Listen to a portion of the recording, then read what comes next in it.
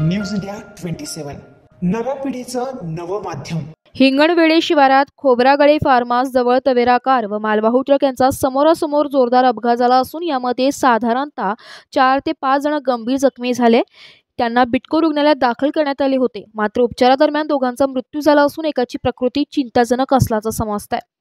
आज सकाळी 10 वाजेच्या पूर्वी सदरचा अपघात झाला असून या ठिकाणी नाशिक रोड पोलीस दाखल झाले व गावकऱ्यांच्या मदतीने सदरच्या जखमींना दवाखान्यात हलवले।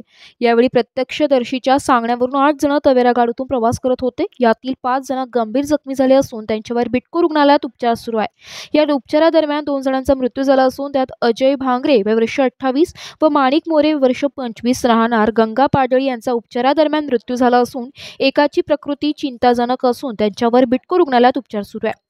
तवेरा क्रमांक MH15 CD 7668 व ट्रक क्रमांक MH15 BJ 1336 यांच्या समोरासमोर जोरदार धडक झाली असून सदरहू मालवाहू ट्रकचा चालक पसार झाला असून अधिक तपास नाशिक रोड पोलीस करीत आहे। सदर वाहन यांचा अपघात हा सार्वजनिक बांधकाम विभागाच्या निष्काळजीपणामुळे झालेला असून सार्वजनिक बांधकाम विभाग अजून किती बळी घेणार असा संतप्त सवाल नागरिक विचारत आहे। कारण असे PWD वाले लक्ष देत नाही, ग्रामपंचायतने पण लक्ष दिलं पाहिजे। इथं दोन्ही तर्फा झाडांच्या एकत्र आल्यामुळे वाहनधारकाला कुठलंही काही दिसत नाही, तर ह्या बाजूने जास्त झाडं पुढे आल्यामुळे ट्रकवाल्याला काही दिसलं नाही। तिकडनं सुमोवाला येत होता आणि हा ड्रायव्हर दारू पिलेला होता। याने जसं त्या बाजूला गाडी मारली त्या सुमोवरती, ती सुमो पूर्ण त्याने दाबून टाकली। 5 ते 6 जण एकदम जाण्याच्या स्थितीमध्ये ग्रामपंचायतीने दिलेले PWDला, परंतु त्यांनी अद्याप त्यांनी कुठेही काही कारवाई केली नाही।